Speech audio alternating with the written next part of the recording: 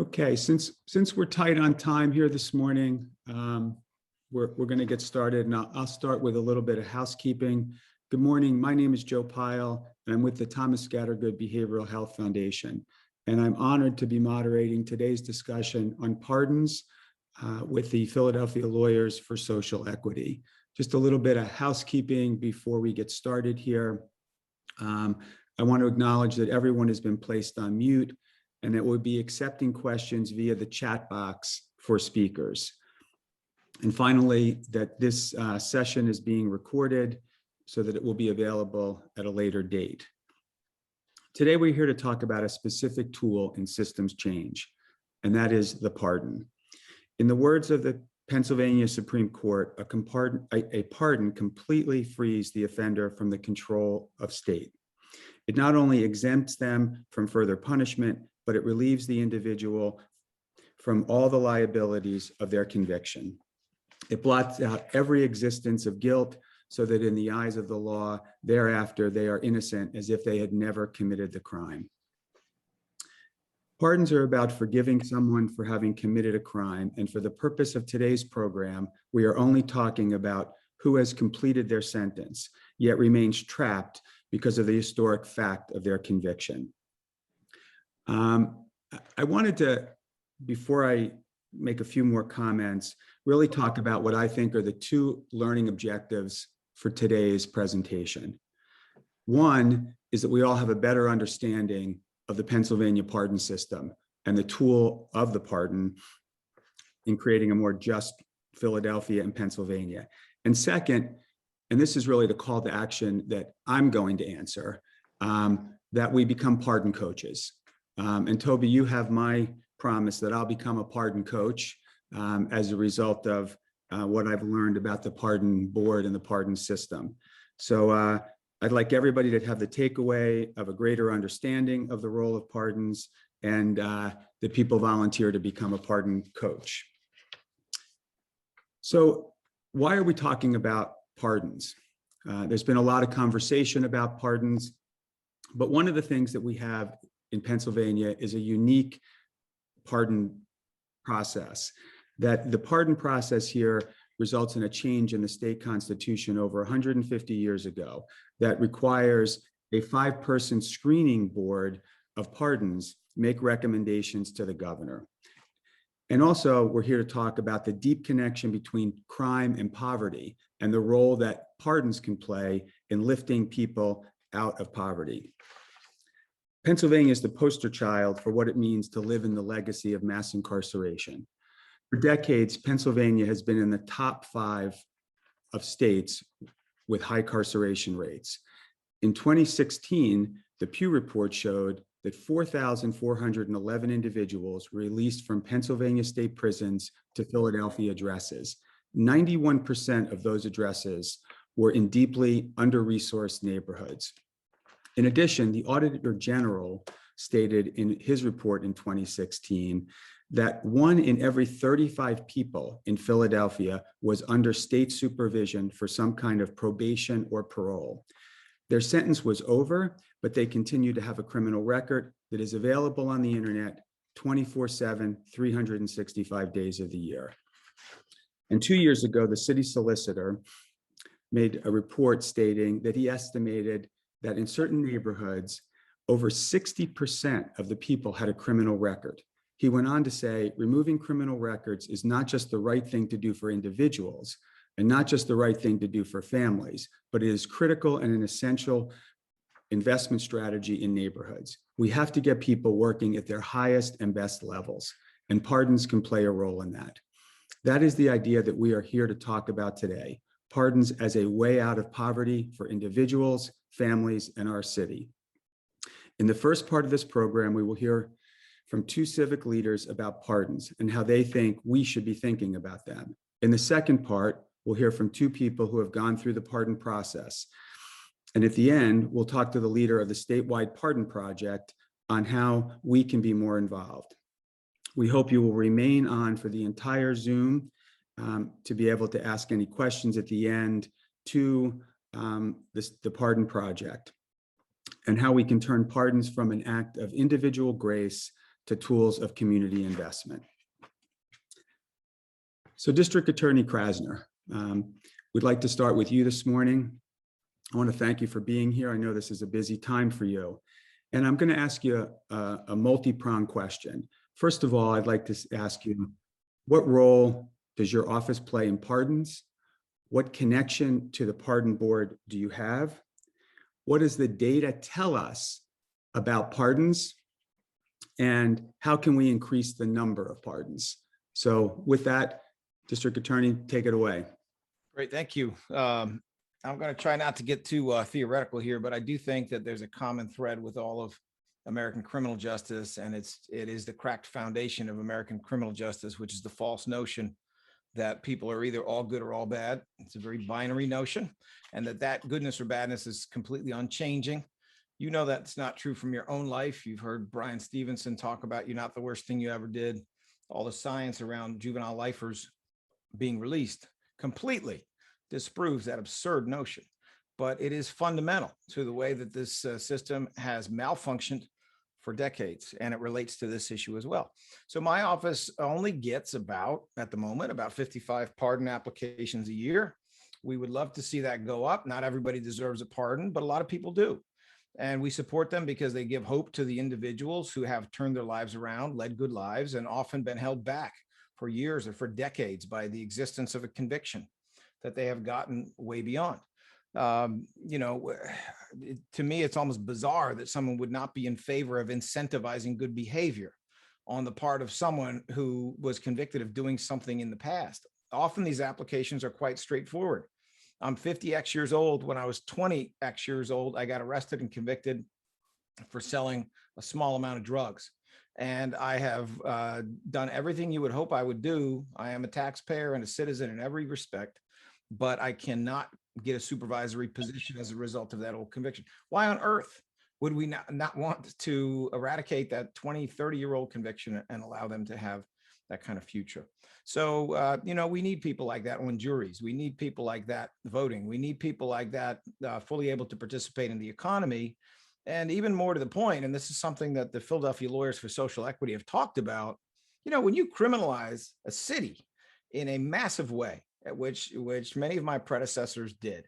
When you do that, and maybe Jeff can talk to this, what business wants to locate in a city where you have an entire workforce that's criminalized? You know, I mean, Jeff is really open to giving people a second chance, but many employers are not. And sometimes their insurers are not. So why on earth would Philadelphia just continue to double down on harming itself economically when that economic harm is at the root of public safety?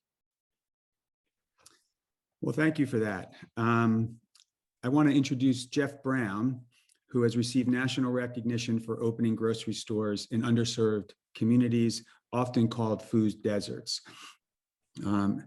Often these stores are located in high crime rates, but Jeff has also been known for employing returning citizens. Jeff, I want to thank you for being here today as well. And what I would like to do in my multi-part question to you is, how do you think about pardons? Then you have a very interesting position in that you are the chair of the Workforce Development Board, which reports to the governor. So I'd like you to talk a little bit about the role of pardons as a workforce development tool. I'd also like for you, and the District Attorney Krasner could also comment on this later, is what is the role of local government, both city council members, other elected officials, the mayor, in expanding the use of pardons? And then I'd also like, when we talked last week, you gave a specific example of how an employee could benefit from a pardon. So if you could give a real life example of the way a pardon can play out in one of your supermarkets for one of your employers, that would be great. So again, thank you, Jeff, for being here, and I'll turn it over to you. My pleasure. I want to start out with a real life story. So it's probably 17 years ago, we started to hire returning citizens purposefully it was a recommendation I got at a town hall meeting for a new store we were going to open in West Philly. And the pitch the customer made to me, we're never going to be good customers if we can't work. And lots of people in this community have been incarcerated. And so we've grown that from like 6 individuals to close to 500 over the 17 years. And a number of them, especially the early ones, are now in management. Some of them are in management and make, $80,000, $100,000 a year. They're married, they have kids, they teach Little League. And what really first brought this to my attention is when these really high performing managers would come to me and tell me they can't rent an apartment at 80 or 100,000 a year because they have a record, or they go to buy a house. We really work with our management team. We want them all to be homeowners. We think that's important. And we discovered that it's really difficult to get a mortgage if you've been incarcerated. And I'm like, this doesn't even make any sense. This person, their offense was 30 years ago, and they're not just a good citizen, they're an outstanding citizen and highly successful and have a great trajectory with our company. Why can't they live somewhere? I mean, it seems extreme. And there's roughly 800 privileges. Once you have a record, you don't get back. And so every incarceration is really a lifetime sentence of not being able to reach your potential. And that's when I joined PLC's board, because I'm like, we got to change this. It doesn't make any sense at all. Larry Krasner and I have also worked on projects together, because the truth of the matter is, to his question, in some neighborhoods I have stores. Those are the ones where there's really a tremendous number of people incarcerated. And when you think about the economic impact, essentially most employers are not like me. They don't hire people that have been incarcerated. There are rules against that, but you could visibly see if someone's been incarcerated for a long time. They normally have signs of that. And so they still avoid hiring these individuals. And so you're basically saying in certain zip codes, people just can't work. And what happens when people can't work? They don't have an income and all the business dries up. This is the question that Larry asked me. And I remember some of the economic development projects I was working on to get supermarkets in neighborhoods also needed other retailers to come with me. And I remember a conversation with Lowe's Home Improvement, who never did an urban store before. And I was trying to convince them to go in the shopping center at 52nd and Jefferson with me. And they were befuddled at the circumstance. And they were saying, Jeff, we don't understand. The lot of unemployment and lots of people have been incarcerated. And we don't, why would we come here? We don't understand the sense of that. And, I eventually had to convince them to come, and it was time to start hiring employees. And I told them, in this neighborhood, you have to hire people that have been formerly incarcerated. And they said to me, that's against our national corporate policy. We'd have to change national policy. And so you could see how these records have permanently prevented people from escaping long-term poverty. And we're the ones as a society committing a crime against them, because everyone who's guilty of something gets a lifetime sentence with this record. And there needs to be some sort of more efficient way to correct it. Successful people need to do the things every other successful citizen can do. District Attorney Krasner, I see you kind of leaning in there. Is there a comment that you want to make about Jeff's statement there? I mean, I think what Jeff is saying is crucial.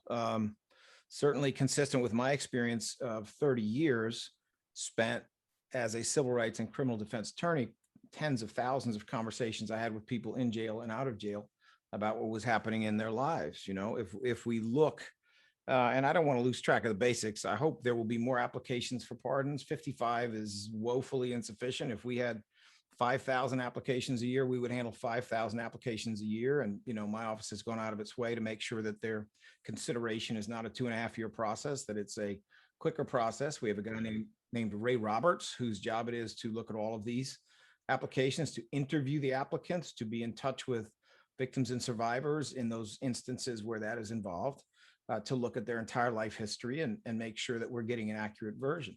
But, this is an application that currently is working. My understanding, please call me Larry, by the way, my understanding from Joe is that, or maybe it was Tobey, I'm sorry, it was that about 87% of pardon applications are getting through with the 3 necessary votes, and about 99% of them are being signed by the governor. That's So correct. this is an underutilized tool. It is obviously not for everyone. Some people lead a vicious life after being convicted, and there's no way in the world my office is going to support that. But what we're really talking about here are the vast numbers of people who the system doesn't see again because they don't continue to be arrested. They don't continue to be involved in crime. So let me just say that as the fundamental point. But the final thing I wanted to say, and Jeff's aware of this, is if you look at criminological studies of recidivism, meaning committing new crimes and getting caught for it after you have been convicted once, what you see is that people who come out and make $7.85 an hour commit crimes, and people who come out and make $22 an hour don't. I mean, it's actually almost that simple. It really is almost that simple. For every time you up the income of someone who has been convicted in the past by $1, there's less recidivism. Okay, folks, I mean, is this hard? Doesn't your public safety means we want widespread employment and that we want, good pay? Because aren't we better off making sure in our society that people are employed and there is good pay than building more jails and defunding more schools, as we have been doing through the entire era of, tough cookie, hang 'em high prosecution and Frank Rizzo style policing? So with that, I want to turn it back to Jeff and ask you to comment on, as chair of the statewide Workforce Development Board, how are you advocating for pardons with the governor and with our elected officials in Harrisburg? Yeah, let me start out by finishing your last question, then I'll get to the workforce. I've been doing this quite a while, and I've hired many returning citizens, and our evidence to date is 98% do not go back to commit additional crimes. So our 17-year record is we have about 2% recidivism in our population. So Larry's point that you have a good job, you feel confident in your future, you don't return to crime. So what does it mean towards the workforce board? When you look at unemployed people or underemployed people in this state, it's very entangled in their criminal record. A really significant number of people that live in poverty because of their record. And what happens is it tends to be hereditary. If you live in poverty and you take care of your family, often you find your children get involved in the criminal justice system, and the cycle continues through generations. And what we've created is a permanent poverty for this group. And so pardons and a job is a strategy out of that. As far as the workforce board is concerned, if we're not ambitious about helping free up people to get jobs, then they're going to be permanently underemployed or unemployed. And so from the workforce standpoint and from a policy standpoint, this is an economic issue. We are holding people that have much more potential to either low paying jobs or no paying jobs. And when you look at the number of unemployed people over time, a lot of them have records. And so if we really want to free them up and get them into the workplace, we really need to have a policy and a practice, to expunge and pardon their records so that they can go to employers that aren't like me. And by the way, we have a massive shortage. Every employer I talk to is looking for workers. So now is a really good time to be doing this because the jobs are available. Well, that's what I was going to say. It seems like, with the job market, as we hear and read in the news, this would be a perfect solution for increasing the workforce. It looks like there may be some questions coming in to Tobey for the two of you. But before I turn it over to Tobey for a few minutes, is Larry or Jeff, is there a question or comment you'd like to make to each other? Well, there is one I'd like to make, which is I hope nobody thinks that they got to go through a pardon process before getting a job. Obviously, it can help to get a job from employers who are otherwise unwilling. But, I think I want to be clear with employers that if you see someone you believe in, and you'd rather have that employee not have a conviction, then a strong part of a pardon argument can be, this person came to me even while they were on probation and parole, and did a really good job for 6 months, for a year and a half. And therefore, I, the employer, support that pardon. You know, we might be supportive of that application earlier in the life cycle of that applicant than otherwise. We don't have to wait 20 years and see perfect behavior for 15 years to make decisions in the appropriate case. So employers, I'm telling you right now, don't hesitate. If you believe you got somebody who can do the job and do it well, don't hesitate to work with them, even when they're on probation and parole. That's how we actually solve these problems. And then understand that this office will look favorably on your recommendation and your specific information about performance on the job. Jeff? I certainly would do that. And Tobey and I have been discussing the possibility of offering pardon and expungement assistance as part of the employee benefit. And so I believe we will eventually get that done. And I hope to be the first employer to add that as an employment benefit. I love that. Love that. So Tobey, do you want to field some of the questions there? Oh, we're actually running pretty close to time, but there was one that came up. People have a right to know that someone's committed a crime. You say that after a while, people shouldn't have the right to know that. What's your position on the right to know what someone has done in their past? This is a question for me. Actually came up for both speakers. Well, I mean, I'll just be concise. No, there is not actually any absolute right to know my medical records or what I did as a juvenile or necessarily what I did a while ago once government has said you don't need to know it. So I respectfully disagree in that regard. You don't get to know necessarily just because you feel that you should. And, you know, government has made decisions about letting you know certain things. Government can also make a decision that in particular cases where it is just and appropriate, you no longer get to know that. And from my perspective, I mean, we're more evolved in our thinking. We want to know because we want to help a person succeed. But I know a lot of employers, their views are a lot different. And they want to know because they don't want to employ that person. And I think if a person has a demonstrated track record that they're not committing more crimes and they turn their life around, I actually think it's harmful to society to know. At some point, no one can know. It's a childish mistake you made, and that record needs to be completely cleaned, and no one should know anymore because you've proven yourself as a citizen, as a good citizen, and it's holding back society and this family and the individual by letting everyone know. And the other question, thank you for that. The other question was, what do you think the mayor or city council should be doing about this? And I would just note that it is budget season. That's a good question. I'm not sure to what extent they really have a tremendous amount of power. I suppose in terms of budget, they could be supportive of citywide efforts that are in the interest of the Philadelphia economy and in the interest of public safety to support people having lower barriers to applying for pardons, to support things. And they have done this in the past in terms of clean slate type activity, limiting information, at least for certain purposes. I suppose they could support that, but ultimately the decisions here are made by a state board of pardons and a state governor. Yeah, and from my perspective, I know when I talk to employers, they have a great amount of fear about this. And if I were the mayor and the city council, I would have a simple incentive to help people overcome their fears. And I would also try to see partnerships established between the nonprofit community and the employers, where nonprofits are training people for particular jobs. So they know what they're training for, and there's a job at the end of the rainbow, not just training for training's sake. And so I would want to expeditiously offer both, and I would want them to be simple so employers could take advantage of it. I don't think we'd have to do it forever, because if a bunch of employers saw how good this was, I think they would eventually not need the incentive. But to get over the hump and get employers that are very fearful of what might happen, I think it might be a good way to get the ball rolling.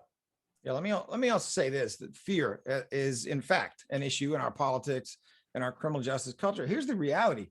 Most of these pardon petitions are for nonviolent offenses. It's for stuff that happened an incredibly long time ago. It's for people who have led model lives. You know, if people think anybody in the DA's office is saying, yes, Mr. Ted Bundy needs a pardon. Well, that's absolute nonsense. That's not what's going on here. So, I mean, honestly, if an employer is living in dreadful fear that somebody 12 years ago sold a little bit of drugs and hasn't done anything since then, well, they should get real, because that's not what they need to fear. And there is no one in law enforcement, and we are in law enforcement, who is going to be giving a bunch of thumbs up to people with, you know, rape convictions and convictions for shooting people in the back and so on. That's just not where we are. Well, I want to thank both of you. And I guess, Tobey, I would want to answer that I would hope that Philadelphia city government could see it as a workforce development tool. And within the workforce development aspects of the budget and the way we think about getting people back to work. Larry and Jeff, I want to thank you both for joining us. I'm not sure that you're going to be able to stay on. So again, I want to thank you for everything you're doing for Philadelphians. And thanks for participating this morning. Thank you. So now we're turning to the second part of today's presentation. And I'd like to introduce two people who have been involved with the criminal justice system and both have applied for pardons. Reverend Dr. Michelle Ann Simmons is the founder and CEO of Why Not Prosper, a community-based organization that supports women coming out of prison. She herself was formerly incarcerated and is in recovery from a substance use disorder. In 2008, Reverend Michelle graduated from Chestnut Hill College with a bachelor's in human services and has since earned a master's degree in counseling and a doctorate in ministry from Friends International Christian Academy. She is also a certified ally addiction practitioner and a certified domestic violence counselor. I'd also like to introduce Evan Figueroa-Vargas. He is an employment systems program analyst with the City of Philadelphia's Department of Behavioral Health and Intellectual Disabilities, as well as a recovery specialist and a nationally certified peer specialist. Since leaving prison, he has earned his GED, a bachelor's in science, and just last month, his master's in social work. Earlier, before we got on, he said it was 9 years in coming. So congratulations, Evan, where he was overwhelmingly elected to be the graduate speaker at commencement. His exemplary work in the community has been featured on major news outlets, and he's done all this by being the father of a 5-year-old and twin 3-year-olds. And I also want to say that I've had the good fortune over the years to sit across from Evan and work with him. So I'm thrilled for having both folks here today. So Evan, I'd like to start with you, and I welcome you sharing your journey, but I would be curious to hear about your pardon process and where you are in the process. Yes, first and foremost, thank you, Joe, and the Scattergood Foundation, as well as Philadelphia Lawyers for Social Equity, for including me in this important conversation. And thank you all for attending this morning's session. In terms of where my pardon process is at, currently, I applied in 2019, and quite frankly, and being transparent with you, I'm not sure where the pardon process is at this time. It's a lengthy process.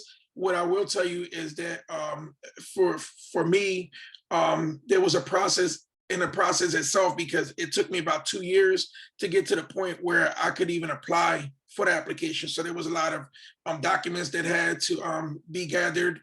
There was a lot of waiting. There was a lot of reviewing. Kudos and thanks to folks over at the Philadelphia Lawyers for Social Equity for helping me review and get the documentation prepared for application. But I can tell you that it has been roughly 2 years since I have applied, Joe. And if as today where the application process at, I'm quite not sure what the application process at. I wish I can tell you that it's in merit review or et cetera, but I'm just not sure where it's at today. Wow. Can you talk a little bit more about what the process entailed and how you worked with Philadelphia Lawyers for Social Equity in the process? Absolutely. So prior to, I would say about roughly 2.5 years ago, there was a lot that was required for you to apply for a governor's pardon. the document itself was lengthy. What was incredible about it, there was a lot of, you would have to be a lawyer to understand a lot of the language that was being used in the documents. In addition to that, it takes quite some time to get certified documents such as the disposition of your court case from the criminal justice system. You have to go to, in my case in Philadelphia, you have to go to the Criminal Justice Center out on 13th and Filbert. That took quite some time. And quite frankly, prior to some changes led and cheerleaded by the Philadelphia Lawyers for Social Equity, there was some fees associated with getting the application. There was some fees associated with many things, thanks to, work being done by the Philadelphia Lawyers for Social Equity, some work also being done by Community Legal Service and others, certainly by the PA Board of Pardons Steering Committee, which I am the co-chair of. A lot of those challenges and barriers have been removed since. But Joe, it continues to be a lengthy process. And if you are planning on getting involved in a PA pardon process, I'm certainly not trying to discourage anybody, but one needs to be prepared to look at anywhere from like 2 to 4 years. And even that has improved by leaps and bounds, because it used to be more like 5 to 6 years. So, I mean, we're certainly shortening the timeline and the process that it takes. But if you ask me, it continues to be a lengthy process. So it sounds like one thing that everyone can do here is advocate for greater transparency with the process.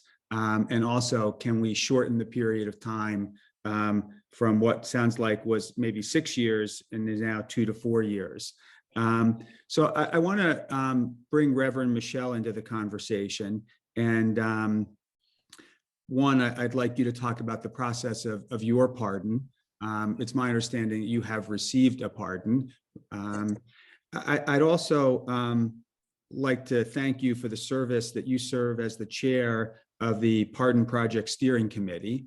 So I'd like you to talk a little bit about the role of the steering committee. And I know that you have, I think, taken on Governor Wolf and the process. So I would love to hear how you've been a voice in the woods on that. And, Evan talked about fees. And I know that there is a current battle that's being fought around people being able to apply for pardons and fees that they may have incurred as part of their during their time of being incarcerated. So I want to turn it over to you, Reverend Michelle, and thank you for being here.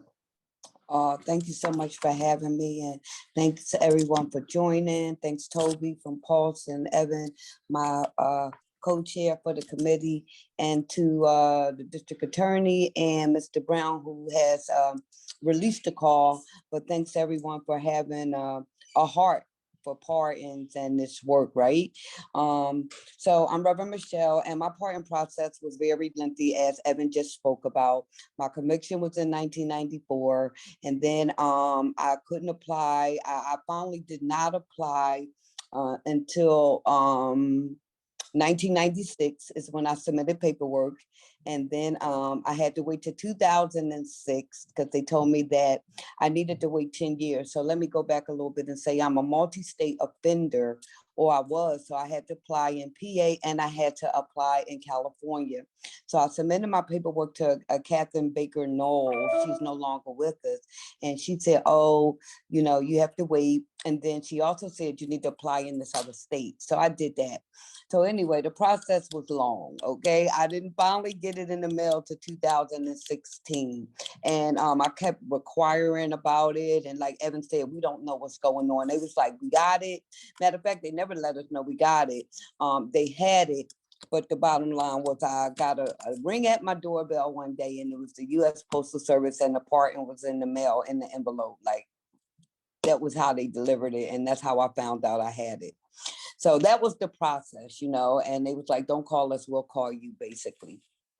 Um, so that was the process. And since I got the part, and it has opened up many more doors, right? Whenever people try to, talk about my background on my criminal record, I could always say, see pardon now, right? And attach a copy. So it makes life a little bit easier for me. I remember when I was going to get my degree, I was baffled by the fact that they would not let me be a psychiatrist, a psychologist. I wanted to sign up for a membership, and I told the truth about my record, and they was like, no. And I was like, why? I've been clean 10 years and I've been home and I've been doing all these things. So them telling me no was the catalyst to start the process. So we're complete with that process. And what I'm doing now is I am the chair of the steering committee for Pulse. And I felt inclined to be the steering committee chair because I had gained a mentor from Pulse called Wayne Jacobs, and Wayne sat down with me and helped me put my part in together. And I thought it was just filling out an application. That's it. That's all. But he was like, no, get you some letters. Let everybody see. Let the board see what you're doing, right? Get some letters from church. Get some letters from the community. So I was mentored by Wayne, and he supported me all the way till I came over the finish line. And so I felt inclined to be that support to the next person coming over the finish line. And I've seen how long it takes. And I was like, this is, maybe it's so many unfair parts of it too, like this discriminatory. So as the chair of the pardon committee, what we did was we looked at the application and seen how lengthy it was and asked them to please take some of that stuff off of there. All right. And thank God for Secretary Brandon Flood, who's really an ally for Pulse and for the community as it relates to pardons, because what he done is he said, okay, Rev and committee, whatever you guys want, write it up the way you feel the community needs it to be. And he's been taking our request to the board and coming back in with yeses. Yes, yes. So we got the question off of there. There was a question on the application asking them to collect all these documents, which is very, people don't have all them documents, okay? And so, and then the document says, if you don't have all the documents, then you could just dismiss your part, and you could just reject or withdraw your petition. And we was like, no, that gives people a chance to quit. Take that off of there. And so we were successful. They took that language off to waive the process and support them to move forward. And we asked them to shorten the length of the application. We were successful with that. And we asked them to take some of those questions off. For example, if you're applying for a partner, they say, tell us what you did in the last 10 years. Tell us who all your girlfriend was in the last 10 years. Tell us everywhere you worked in the last 10 years, and anybody you ever slept with or anybody you ever dated. All of these questions that had nothing to do with the people moving forward. And so we were successful in getting some of those questions off and changed to be direct and concise to the current. So that's some of the work we did with this partner with the steering committee. And then what we found was that we was working so hard with the pardon board, and then everything was getting approved and going to sit on Governor Wolf's desk. That doesn't make any sense. Why did we work so hard and get all these people in court, and get all these people hearings and recommended? So that triggered us to do a letter writing campaign. And what we did with that was just got the community to know, hey, all of these people's lives are sitting on the corner of somebody's desk, right? And Governor Wolf, could you please just sign them, right? Can you take out an hour every day and sign them, or whatever the case may be? And so after a couple of attempts, we were successful to get him to sign off some of the applications. And that's where I want to drill down with people on the phone, is to become advocates, y'all, right? We're gonna keep you informed, right? Paul's gonna keep you informed. Scattergood gonna keep you informed. We're so grateful for these entities. And now what we need people to do is advocate. When we have these letter writing campaigns, when we're showing up on the governor's step, saying, please sign, that y'all come with us, right? We can't stand there alone. It's power in numbers. And so I probably could talk all day because I'm really passionate about pardon, and I really love the work that I do, and I love Paul's, and I love to see people move forward in their lives. But that's kind of where we are now. And, they keep cropping up with new systems that are not supportive to forward movement. Like now, they won't even let people put their pardon application in without paying fines and fees. So we're getting ready to go knocking on his door again. And so stay tuned, everybody, that we could be able to get your support with getting this alleviated, because that's not fair. You know, if they had money, they wouldn't be applying, right? They would be applying for a pardon. People want to get a better job. People stuck in their same careers because they scared, oh my, I hired before they looked at my record. And now if I go back and open up that can of worms, oh, it's not going to be good for me. So we need support, and we need the people to be the support, the community to be the support, because what happens to one of us happen to all of us. Well, and I do really appreciate your comment about need for support. And I think that District Attorney Krasner said it in, the politics of fear are getting in the way of expanding the role of pardon and having it be a more transparent process. I guess, Tobey, are there questions that are starting to come in? Oh, yeah. Yes, there are. Evan, there was a question about what was your crime? How long ago was it? And what difference is your criminal record making for you today? The Rev's gotten her pardon, you haven't. What difference would it make for you? Absolutely. Thanks for asking, folks. So my original crime was violations under the Firearms Act. So that means I carried an illegal firearm in the streets of Philadelphia. I also have a charge of criminal mischief. So I have one felony on my record, which is the violations of the Firearms Act. In addition to that, whether it be drug-seeking behaviors or a direct correlation between my drug use and going to jail.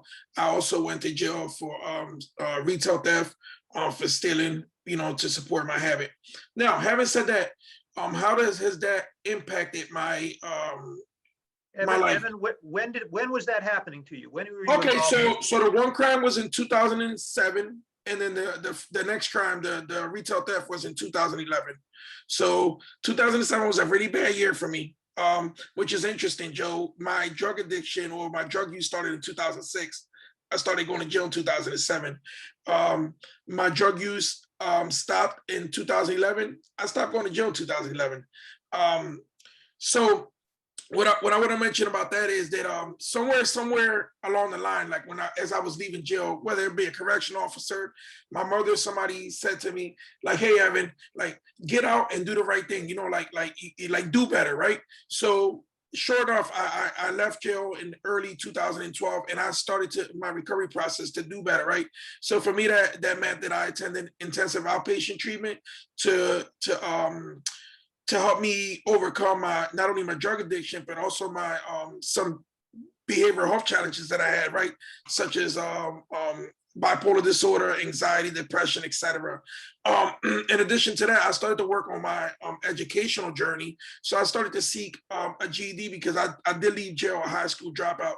So luckily for me, I was able to complete my GED, and then I moved on to community college, where I earned my associates in applied science, and then I moved on to earn my bachelor's degree at Eastern University, and then I finally, as Joe mentioned, I earned my master's in social work from Warner University. Now, that's all good and fine, right? So somewhere along the line, somebody told me, "Hey, Evan, do better. Things will get better." That's not necessarily the truth for me, right?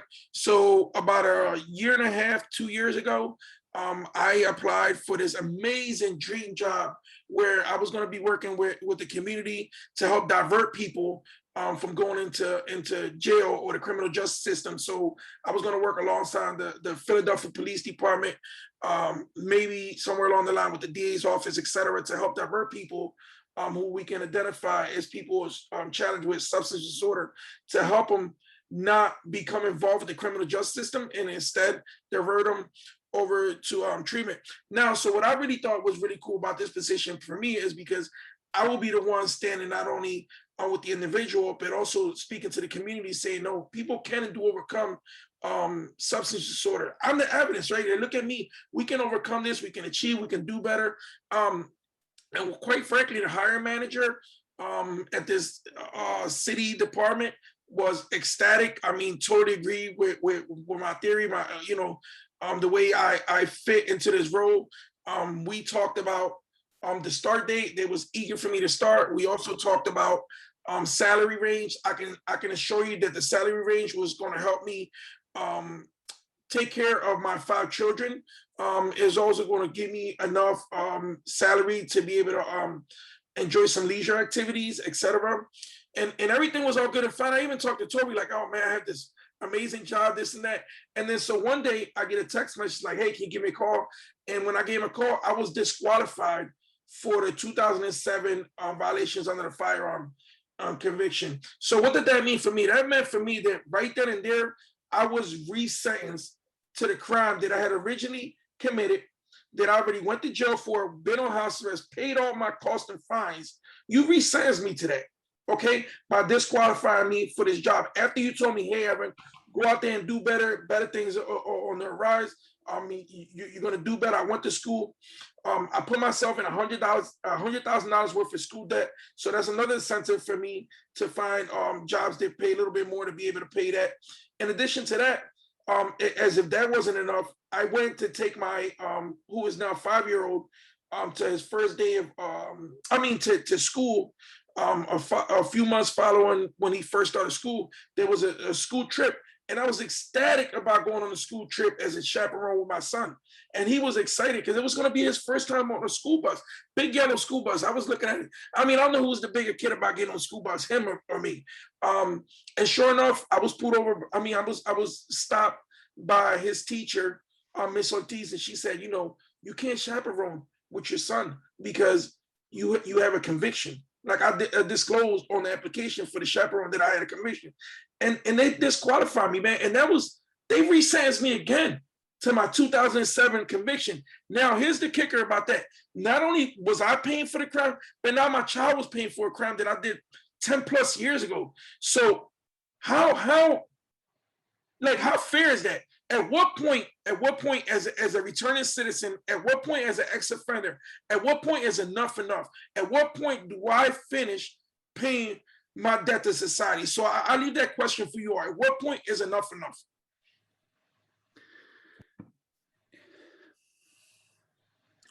Evan, just tell people what year did you almost get that job with the city of Philadelphia?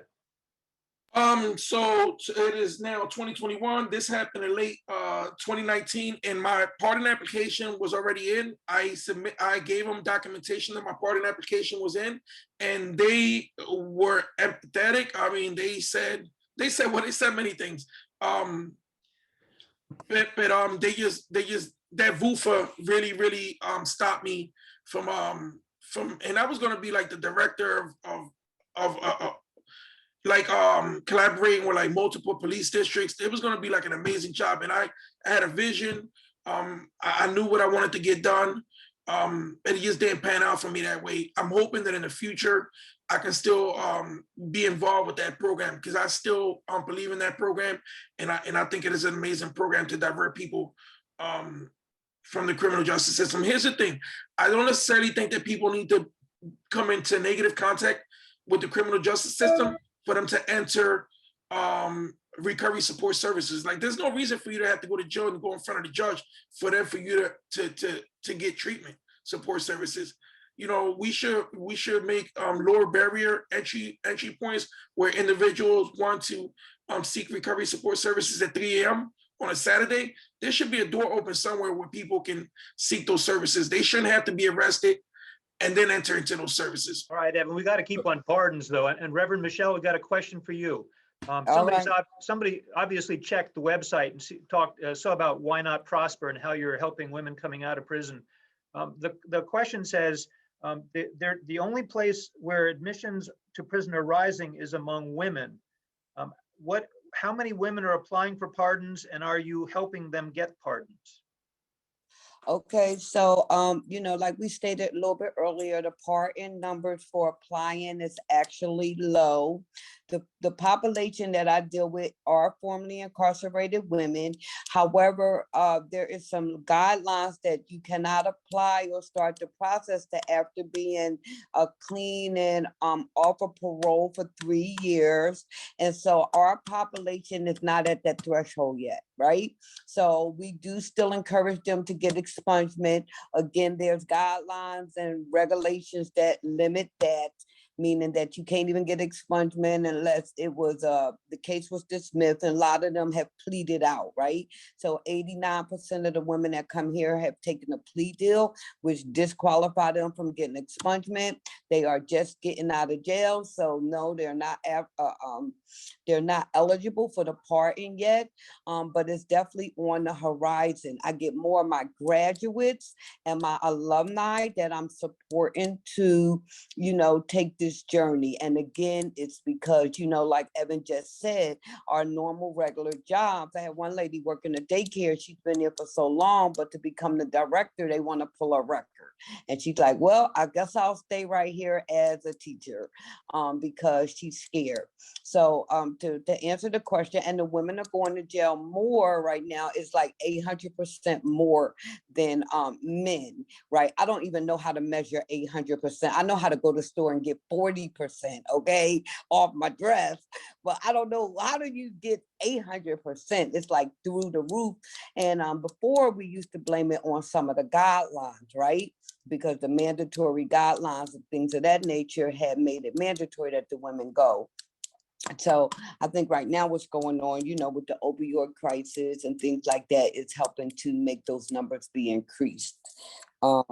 As you said, though, that Reverend, that the women coming out of prison aren't eligible today because the board wants to see that they've been 5 years clean and sober or whatever, or conviction free for 5 years at the time of the hearing. But are you telling your women about the opportunity to clean up their record so that they can? Do you think that's helping them keep on the straight and narrow and keeping them motivated to do the right thing? Yeah, absolutely. See, our women need hope, and anything that gives them hope, we feed that to them. Amen. And so another thing is that, like, we have pardon clinics here, every month, or they were happening before COVID. So we're getting the pardon expungement clinics. We're getting them exposed to the information and everything now. So I want to thank both of you for your deep personal stories, and Evan, the concept of the resentencing that happens daily to people who have been incarcerated, and by the failure of this city, state, and country to be more progressive about the role of pardons is really unforgivable.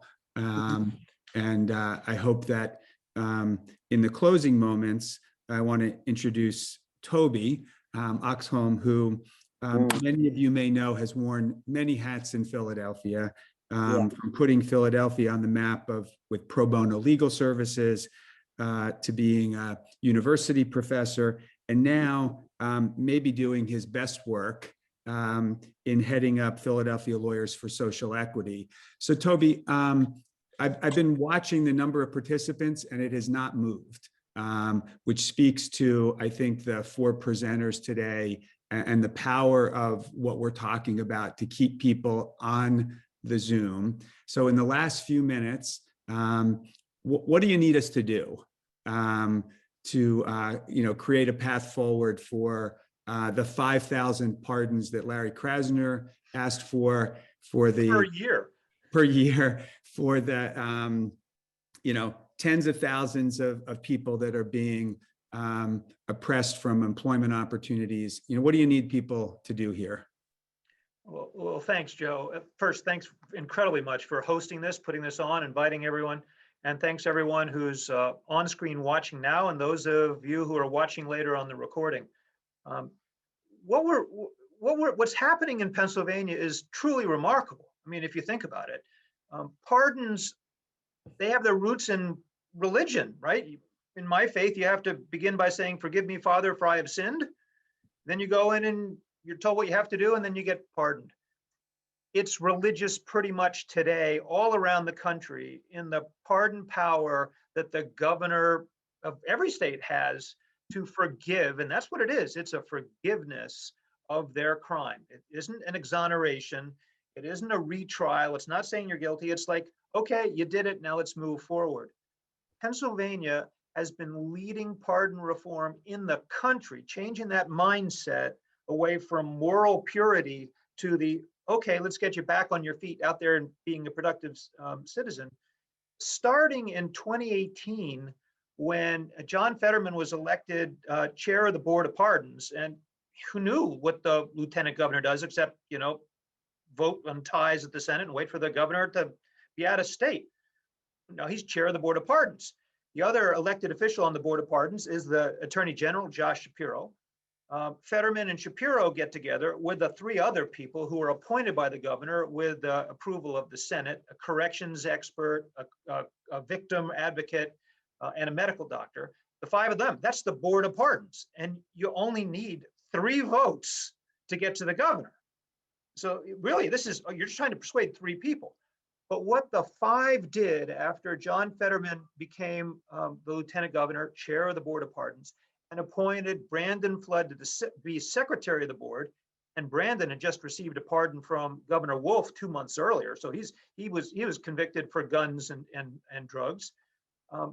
They set about making this system one that rewards people for good conduct after they've been convicted and finished their sentence. So they took this 9-page form with 14 pages of instruction, which is what it was in 2018. And you had to pay lots of money to get it, plus your complete arrest record from the state police, and you had to get a full driving record from PennDOT, and all of this took time and money.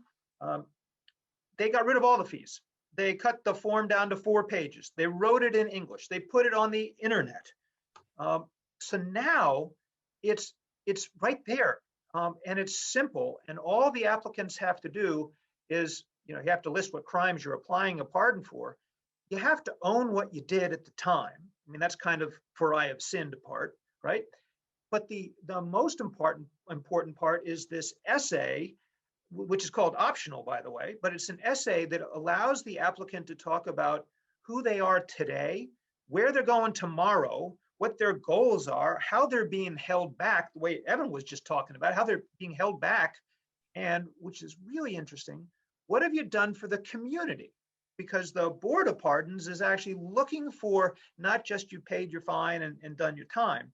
They want to know, you heard us, what have you done to give back?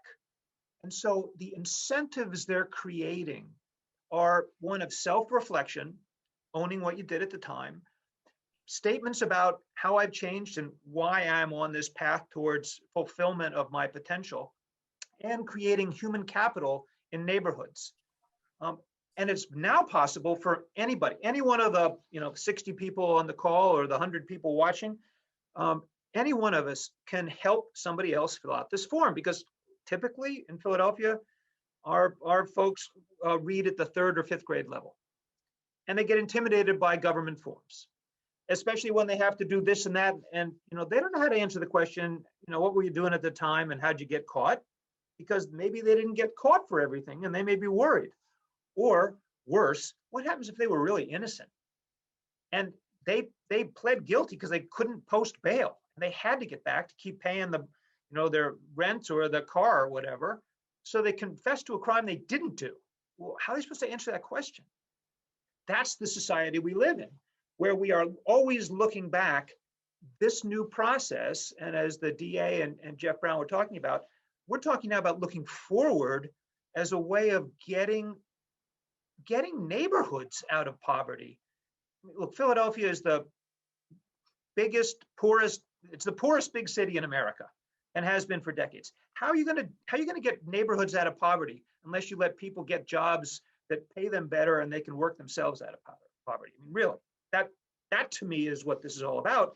And everyone on this call are leaders. We need you to get involved in this effort, to advocate the way everyone's been talking about, to coach someone, help them fill out this the pardon application, and it'll take you 45 minutes to learn it. We're teaching it every month. Just sign up and get trained. So, Joe, that's kind of the story and the potential, because we have 100,000 low-income Philadelphians who've turned their lives around. 100,000 low-income Philadelphians with criminal records now trying to do their best, and we're getting how many applications a year? 50 to the Board of Pardons? Get with the 5,000 a year, as the DA was saying, would be unbelievably good. Well, I want to. It's hard to make closing comments on such a powerful way to start the week, and I'm optimistic that we have 50 people on today and 100 people that signed up. And we're going to reach out to everybody to let people have any information about upcoming work and opportunities to become a pardon coach. And I really do think, Evan, your story and the comment about, resentencing you and sentencing your son is a powerful takeaway for us all to become advocates for a more robust pardon system.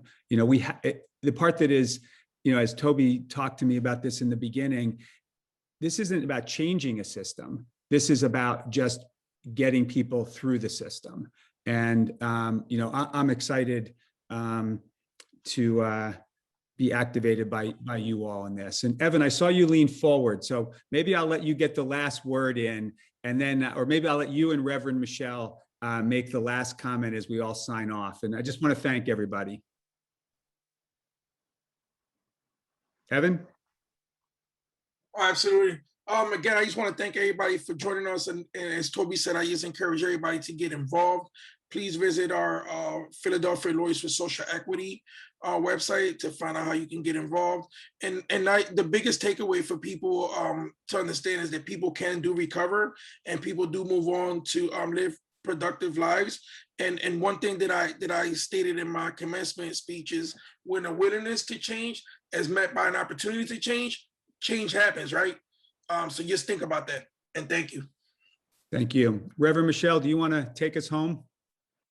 Yes, I would just leave with a quote as well by Winston Churchill. Somebody was trying to call, please forgive that. So my quote by Winston Churchill says is, we make a life by what we get, but we make a living by what we get, but we make a life by what we give. And so much is given, much is required. That means that, be a support to somebody, be a helping hand to somebody, get involved, especially right now in the social justice unrest that's going on. We need everybody partnering, linking up all our allies we could get. And let's start with the pardon process, right? The Bible perish for a lack of knowledge. Now we know that this opportunity is available. We know we have to push our legislations to make sure they are, like I said, making it happen in a timely way. And we need everybody's support, right? Everybody's support. Like Mr. Joe said, you're going to get some information. Like, don't ignore it. We need your support when we do actions. So that's my closing remarks. You make a life by what you give. Give yourself, give your time. Well, thank you all for giving your time, and have a good week, and take care, everyone. Bye. Yeah, God bless. Have a good one, everybody. Bye.